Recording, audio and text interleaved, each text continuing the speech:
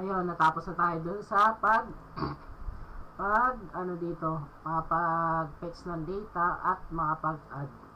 So, ayun. So, start, ulitin natin, mag-test ulit tayo dito sa Calamity. So, lagay ulit natin yung manari baha para ma-check natin kung nag-add baha. So, try natin i-edit yung baha. Ano natin ng Baguio. So, ano na, update natin. So, na-update siya. Tapos, pwede natin i-delete. So, isa na lang natira sa barangay information. So, ayan, pwede tayo. So, add pa lang to, wala pa kasi itong edit tsaka delete. Iyon yung gagawin natin ngayon. Yung edit tsaka delete. So, pero test natin. Barangay San Ruiz. So, yun lang muna. So, ayan, napag-add. So, wala pa siyang edit tsaka delete. So, ayun yung gagawin natin. So, tara! Simulan natin. Ngayon, ang gawin natin is, dahil na ano na tayo, is, punta na lang tayo dito sa Barangay Blade. Punta tayo dito sa ating admin Calamity. Wala pa tayo nyan. Saan yung ating edit? Yan, wala pa tayong ginawang route. So, lagyan na lang natin siguro ng barangay info or information pa rin. Barangay information, tapos edit. Barangay information, edit. Tapos, kukunin na natin yung ID. Tama naman. So, same pa rin dito. Copy natin to. Paste natin dito. Para sa delete na yan mamaya. Ito yung ating delete. Ito yung ating edit. So, abang na yung delete.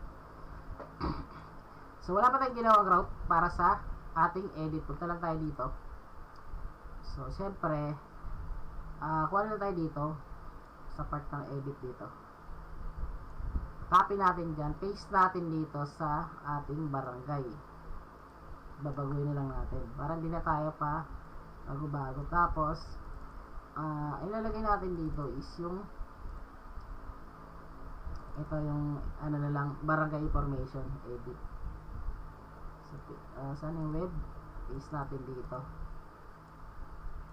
Yan.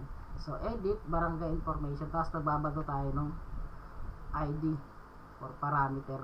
So, ayan. Tapos, edit. Copy na lang natin. Ay, hindi, wag na. Type na lang natin. Edit, barangay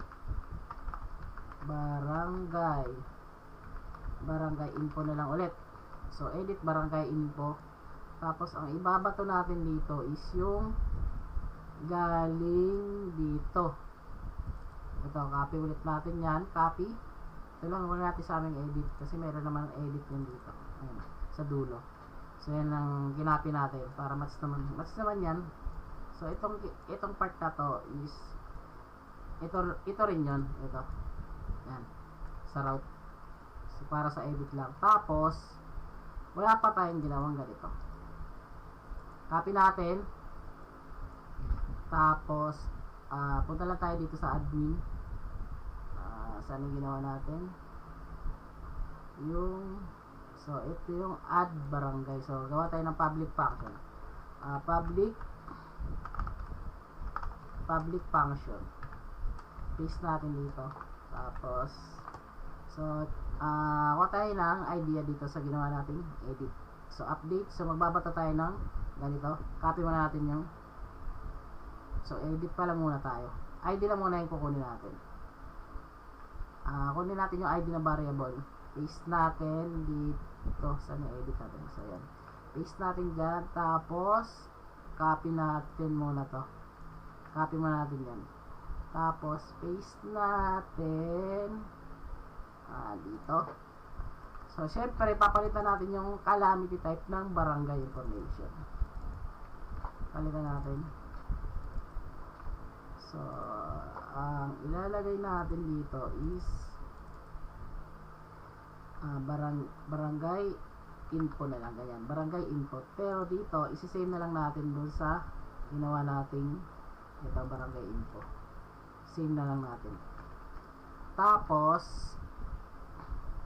napunta ulit tayo dito sa ating dito. Copy natin to. Copy natin. Gawa na lang tayo ng sarili. Ano? So, baba ulit sa edit part. Kasi parang kasi gigat muna natin yung single data. So, gagawa tayo ng edit barangay info na lang. So, edit barangay info. So, wala pa tayong ginawang edit barangay info. So, itong C-type, palitan natin ng B-info, barangay info, ibig sabihin nyo. So, barangay info. Dito. Tapos, copy natin to.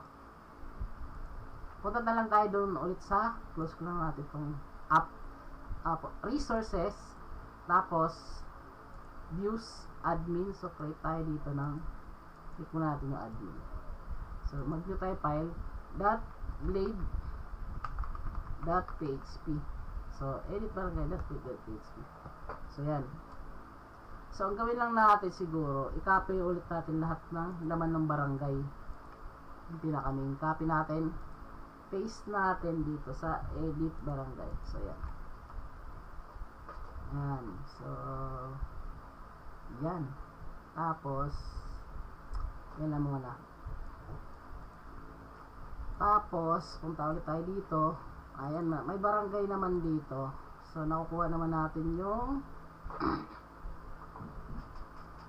ayan, nakuha naman natin yung barangay. So, check muna natin. So, optimize ko muna. Kasi may binago akong code eh. Optimize ko muna. Sa akin lang to. Sa inyo po, hindi nyo na i-optimize kung okay naman. So, delete. So, wala pa kasi tayo sa delete. So, punta lang tayo dito sa barangay. Disable ko muna yung delete. Mamaya na yung delete. So, optimize ko ulit. Optimize ko lang. Yung akin. So, check mo muna. Ayan. So, ayan. Edit mo na. Mamaya na yung mamaya na yung delete. So, pag pumunta tayo, pag click ko yung edit, so, nakakuha natin yung ating, nakuha niya yung ID. So, punta tayo dito. So, nakuha niya na yung 2. ID 2. Yan natin. Nakuha niya na yung ID 3. So, ayan. So, check natin. Nag-e-error siya sa edit. Ano sabi niya? So, wala daw siyang, ito, sa ano pa rin, action ng delete. Dito sa ating, so, edit barangay. So, mayroon pa kasi ditong delete. So, disable muna natin yung sa edit. So, yan. Ano na, okay na. So, ngayon, kasi edit lang tayo eh. So, yan. So, pag, na natin. So, palitan natin ng, so, same lang din naman yan dun sa ano, na, sa edit calamity. So, ayan. Papalitan natin kasi natin ng ano yan. So, ng update. Yung ating edit. Palitan natin yung save ng update na word. So, yan. So, yan. So, every time na clinic ko, dapat lumalabas yung, ano, yung, depende kung anong barangay name dito. So, kailangan natin ma-fetch yung data. So, punta tayo dito sa edit calamity. Anong ginawa natin dito? So, nagpasa tayo ng ID dito. Pero, kunin muna natin yung nakacalamity. So, dito sa atin is nakabarangay naman. So, lagay natin yung value. Copy natin. Paste natin dito sa barangay. Edit barangay. So, magdagdag lang tayo dito ng value para mailabas natin yung data sa field. So, check natin. So, C-type. Instead na C-type kasi sa atin, ang nilagay natin dito sa ano is B-info. Copy natin. Paste natin dito sa edit. Check muna natin kung lilitaw na yung data. Refresh. So, ayan, barangay Mambugan. So, ano natin na iba? Barangay Mari. So, lumabas na, diba? So, check natin yung pangatlo. So, yung barangay San Luis. So, ayan, lumabas na. Ngayon, ang next natin is, magbabad po tayo dito sa taas. So, punta lang tayo sa edit calamity. Kopyahin na lang natin yung part na to. Kopyahin na lang natin yan. Or, ito na lang, sige. Copy na lang natin to. Copy, tapos punta tayo dito. Paste ko muna dito. Tapos, add, copy, tapos paste ko dito. So, palitan ko na lang to ng edit. Hindi, ganyan na lang. Yan, barangay ko. Ayan. So, add barangay information update. So, yan. So, instead na C-type, ito nga, ang nilagay natin is B-info. Copy, tapos paste natin dito. So, yan.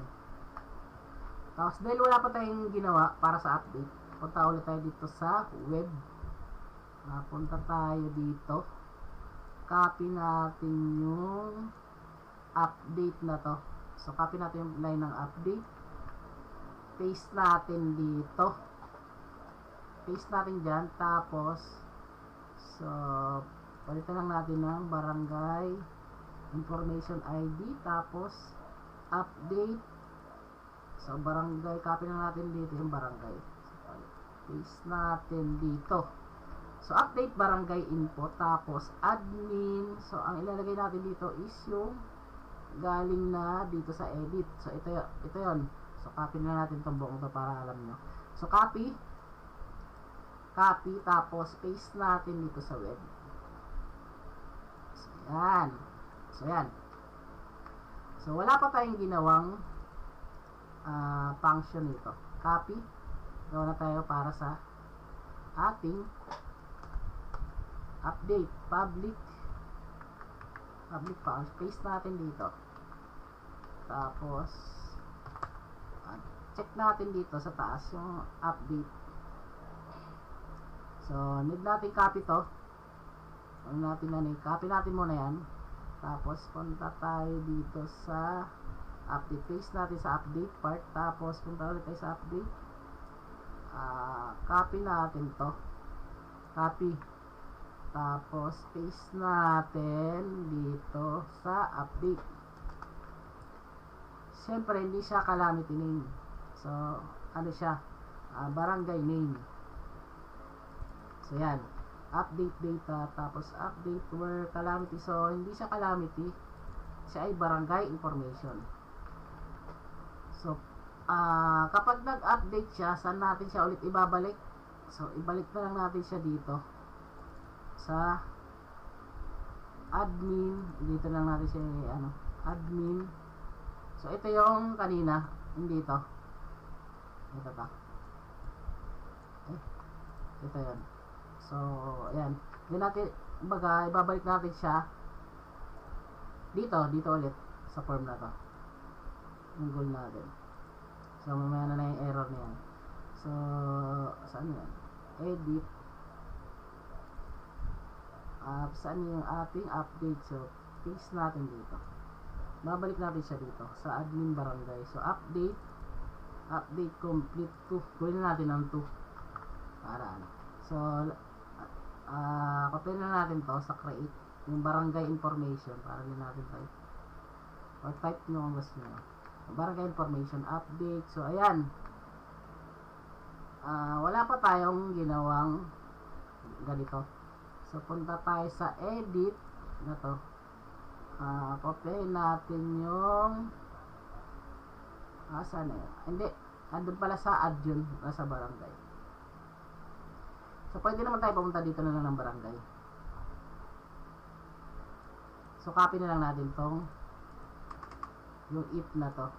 Gawa na lang tayo ng isa pa. Paste natin dito.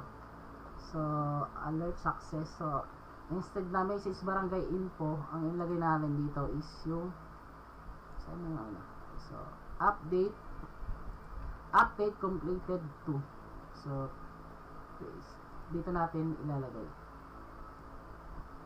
Paste natin dyan. Oops. Copy. paste natin dito. So, ayan, i-optimize ko muna. Optimize ko lang. Ayan natin kung mag-error pa. So, ayan. So, balik muna natin dito. Edit natin Barangay Mali. Barangay Santa Cruz. So, try nga natin kung mag-update. Check muna natin kung tama yung pangalan ng ating message. Barangay information has been updated. So, dapat lumabas yan. So, ayan. Barangay information has been updated. So, ayan, napansin nyo. Ayan, no? So, check ulit natin, Santa Cruz, Santa Elena. So, update. So, ayan na, diba? Na-update siya. So, yun. Nagawa na natin yung update ng barangay information. Ngayon, gagawin natin yung delete. Siyempre, kasi meron na tayong update. So, gawin naman natin yung delete. Sana yung delete na, disable natin kasi temporary yung delete kasi nag-error kanina. So, enable na natin. Oops, nangyari. Oops. So, gagawin na tayo ng delete. Para sa delete. So, madali na lang naman yung delete eh. So, punta ulit tayo sa web. So, copy na natin tong part ng delete dito. Dadami ng dadami ito eh. So, paste natin dito. So, delete barangay information. Paste natin dito. Delete. So, copy na lang tayo dito ng barangay information sa update. Paste natin dito. Tapos, so, dito is kukunin natin yun sa dito. Sige, ito na lang copy natin. So, oops. Delete ito, diba? So, ito pala. Sorry. Ito yung ating delete na sa baba. Sa loob ng form. Copy. Copy. Tapos, punta tayo ng web. Paste natin dito sa name. So, nawala yung kanyang single. Tapos, copy natin to. Gawa ulit tayo ng function. Copy. Copy natin yan. Tapos, punta tayo sa admin. So, gawa na tayo public function, tapos ganyan, tapos so, check natin dito yung delete. So, ganito yung delete. So, copy na lang natin to, siguro yung pinaka. So, magbato muna pala tayo ng ID. Hindi, copy na lang natin to, sorry. Copy lang muna natin to lahat. Copy natin, lagyan na natin ng variable na ID. Copy, tapos paste natin dito. Gawin na, lagay tayo dito ng ID na variable. So, instead na calamity type, lagyan natin is barangay information. So, delete, redirect siya ulit dito. Pag nag-delete sa admin barangay, paste natin dito. So, ilagay natin deleted to completed. So, instead na calamity type, barangay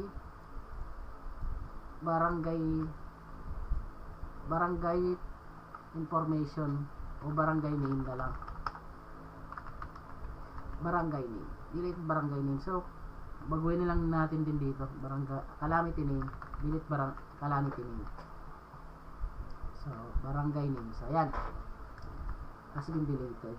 Then, redirect siya sa so, lagyan natin siya ulit ng sa barangay ng message.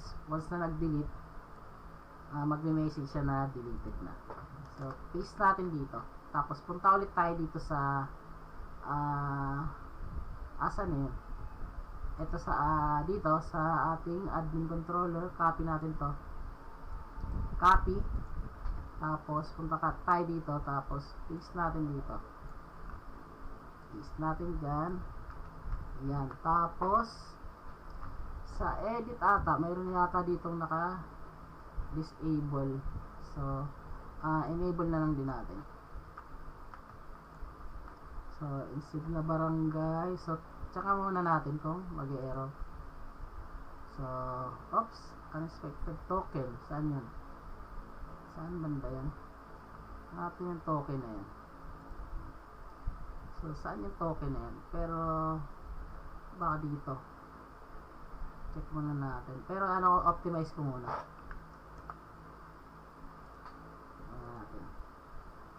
unexpected token. Saan kaya yun? Dito sa barangay. So, dito sa barangay, mayroon siyang itong part na to. Calamity. So, yun natin. Tanggalin nga muna natin to. Tapos, sa edit, tanggalin nga muna natin to. Para hindi na istorbo. Optimize na ulit natin. Ayan. So, meron nang delete. So, ngayon, gusto ko siyang i-delete. Try muna natin tong i-delete yung Barangay Ruiz. So, di ba? Na-delete na yung barangay. Barangay name has been delete. So, add tayo ng test. So, nakapag-add. Test. Ayan. So, nakapag-edit. Tapos, delete. So, ayan. So, ngayon, success na yung ating ginawang edit tsaka delete. So, sana nagustuhan nyo. So, hanggang dito na lang yung ating video. Ikakat ko muna to para sunod na natin yung evacuation center. Ayan na yung susunod natin. Kasi tapos na tayo sa type of calamity sa barangay information. Maraming salamat.